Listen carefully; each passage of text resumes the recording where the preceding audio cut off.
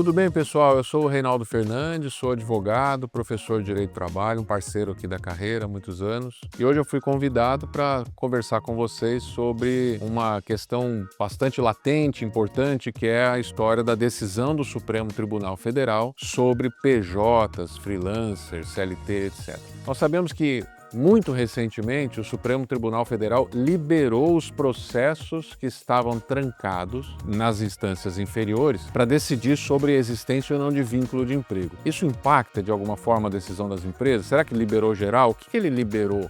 O que aconteceu de diferente? Então, nós vamos trabalhar nesse assunto, nos mitos e verdades. O que a gente tem pela frente aí? Vem comigo.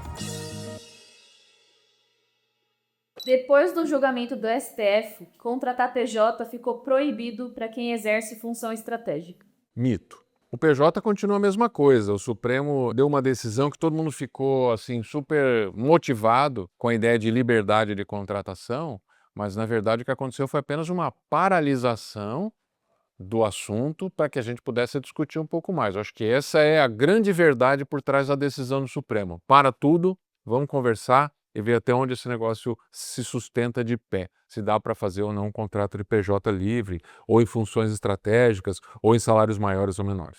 Essa discussão toda sobre PJ e freelancer nem vale a pena porque PJ nem é gente. É mito, né? Porque PJ é tão gente quanto a gente. Na verdade, olha, a Constituição Federal ela trata de trabalhadores, ela não fala empregados. A Constituição, no artigo 7º, diz assim, são direitos dos trabalhadores urbanos e rurais, além de outros, que visem a melhoria de sua condição social. Ela não pensou no CLT. Embora a gente acredite que aqueles direitos relacionados na Constituição são destinados aos empregados, trabalhadores na modalidade empregado, trabalhador é trabalhador. Eu também, como advogado, sou trabalhador. E ninguém pergunta para mim sobre minhas férias, se eu tenho fundo de garantia, se o INSS me trata direitinho, se eu tenho direito a horas extras, né? Então, assim, PJ é gente. Onde você pegou isso, Fernando? Isso aqui é a voz do povo. São dúvidas que as pessoas mandaram pra gente e eu sou só o mensageiro, não mate o mensageiro. Hoje, quem tem que provar que PJ é fraude é a empresa e não o trabalhador. É mais ou menos. Porque assim, a Justiça do Trabalho, ela tem um negócio chamado distribuição de ônus da prova. É uma questão muito técnica que talvez não valha a pena a gente avançar muito, mas é assim, quem alega um fato tem que provar esse fato. Então vamos imaginar assim, o empregado diz assim, o reclamante da ação diz assim, eu era empregado, mas eu estava sob um contrato de PJ, mas eu tinha todas as características de um empregado. O juiz fala, então você vai ter que provar.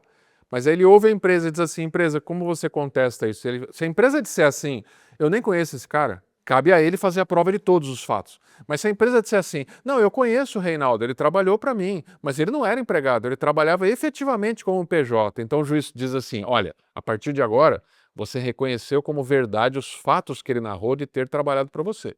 Cabe a você, então, empresa, provar que a forma de trabalho não era como um empregado, mas sim como um PJ. Então essa história de quem tem que provar depende dos fatos que estão narrados no processo e a forma como a empresa se defende. Mas, em geral, a empresa sempre se defende no sentido de afirmar isso que eu falei por último, que ele trabalhava para mim, mas não era um empregado, era um PJ. E aí ela atrai para ela o ônus de fazer essa prova. PJ com exclusividade sempre vira vínculo empregatício. Não é verdade, isso é um mito. O que faz de um PJ virar 100% das vezes como empregado é a subordinação.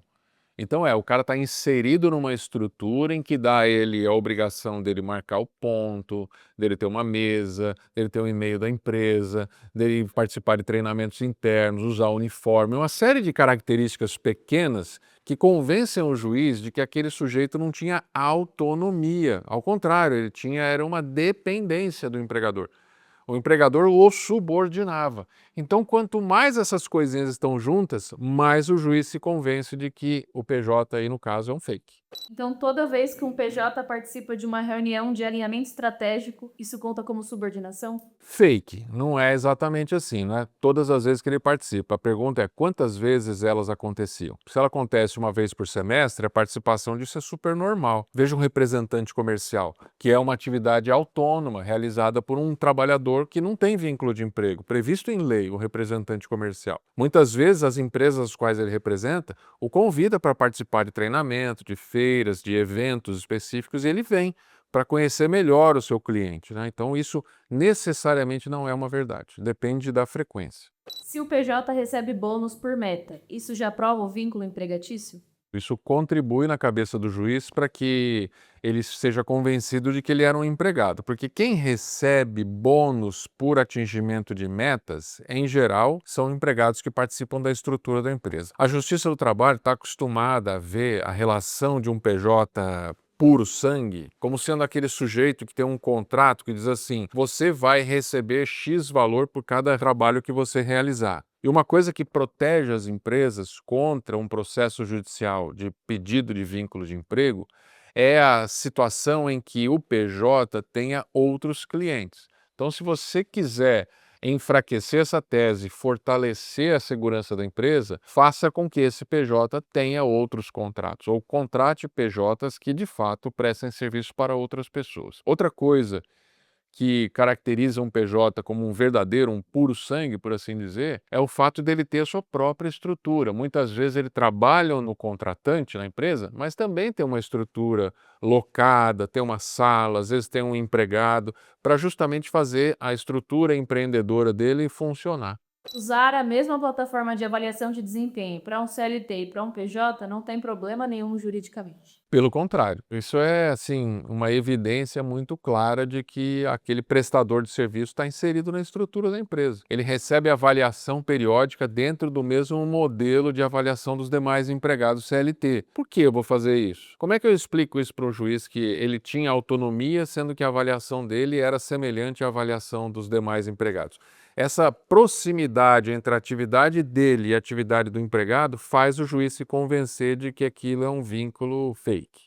Se o STF ainda não bateu o martelo, ou seja, não decidiu uma regra final, nenhuma empresa que contrata um PJ hoje corre risco. O risco existe, então essa é uma afirmação mais ou menos verdadeira. O risco existe, mas ele tem diminuído de importância para algumas posições em especial. Pessoas que ganham mais do que 2 vezes o teto da Previdência e têm um nível superior, eles têm sido cada vez mais reconhecidos como autônomos pela Justiça. Então pode ser que uma decisão que o Supremo dê seja no sentido de afastar o vínculo de emprego imediato dessas pessoas aí que eu mencionei. Então pode ser que a gente caminhe para essa realidade. Essa é uma realidade bem provável que aconteça numa decisão do Supremo.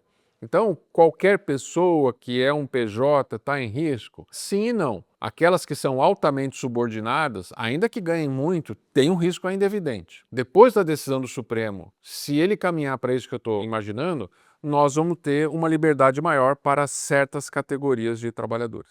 Um contrato bem escrito de prestação de serviço já protege a empresa, não importa como a relação funciona na prática. Isso é fake. É um bom início. Você precisa ter um bom contrato, um contrato descrito com clareza, normas bem definidas e delimitadas. Você precisa cumprir aquilo que está no contrato, que é uma coisa bastante difícil. E esse contrato tem que ter cláusulas que demonstrem claramente que o trabalhador vai realizar a atividade com autonomia, sem vínculo de emprego e dentro daquelas características que eu já mencionei, que ele não tenha ponto, que ele não tenha presença obrigatória todos os dias na empresa e de preferência que ele tenha outras atividades com outros clientes também. O fato do STF julgar decisões isoladas, dando uma sentença individual, não faz com que todos os juízes do Brasil pensem iguais, então eu posso estar protegida por isso. Tá, essa é uma característica do nosso sistema atual. O sistema atual dos últimos 5 anos, talvez, o Supremo Tribunal tem dado decisões que são chamadas decisões vinculantes. Então, os juízes de baixo vão dando vínculo, sem vínculo, com vínculo, sem vínculo. Tem decisão para todos os lados. Quando ele chega no Supremo, e agora esse processo chegou no Supremo, coisa de 1 ano atrás, chegou no Supremo, a ideia é que o Supremo dê uma decisão definitiva. Uma decisão que vai interpretar a existência ou não de relação de emprego nos contratos de PJ. Então, a partir dessa decisão, a gente deve ter uma pacificação desse assunto. A gente está esperando isso com ansiedade, mas a gente também sabe que tem que ser uma decisão tomada com parcimônia, porque se de um lado ele liberar geral para o PJ, nós vamos ter um problema sério com o INSS, sério. Se do outro lado ele fechar demais a porta, nós temos um problema de competitividade e custo muito alto, e a gente vai alimentar novamente a fraude. É importante que ele dê uma decisão justa, coerente, bem pensada, discutida com a sociedade. Mas uma vez dada essa decisão que nós estamos aguardando, ela deve pacificar o assunto para todos. Os juízes de baixo devem seguir, porque agora nós estamos diante dessa vigência de uma decisão vinculante. relevante. Uma dúvida, a diferença de freela e PJ, juridicamente tem alguma diferença assim, ou é tudo entra numa mesma categoria de terceirizados? O freelancer e o PJ são nomes comerciais. Existem coisas que as empresas adotam, tipo nomes de funções, né, o head de people, etc., e que a justiça ainda mantém um sistema parecido com o CBO, parecido com modelos mais antigos e tradicionais. Então a gente tem uma desconexão entre o nome que o mercado dá e o nome que a justiça dá. Freela, PJ, CLPJ são nomes que a gente às vezes até satiriza aqui, e aqui só tem uma coisa: ou ele é empregado, subordinado, CLT, ou ele é autônomo, e o autônomo está encaixando todo mundo aqui dentro, desde o legítimo representante comercial até essa galera travestida de PJ aí. Para concluir, então, o STF liberou PJ ou não? Tá, vamos lá, eu preciso explicar uma coisa antes. Há mais ou menos um ano atrás, um ano e meio atrás, o Supremo Tribunal suspendeu todos os processos que discutiam na justiça no Brasil todo a existência ou não do vínculo de emprego de um PJ, beleza? Esse assunto a gente já entendia. E ele ficou parado no Supremo por um ano e pouco. Toda vez que alguém entrava com uma ação pedindo um vínculo de emprego, dizendo eu era um PJ fake, o juiz trabalhista não podia julgar o caso.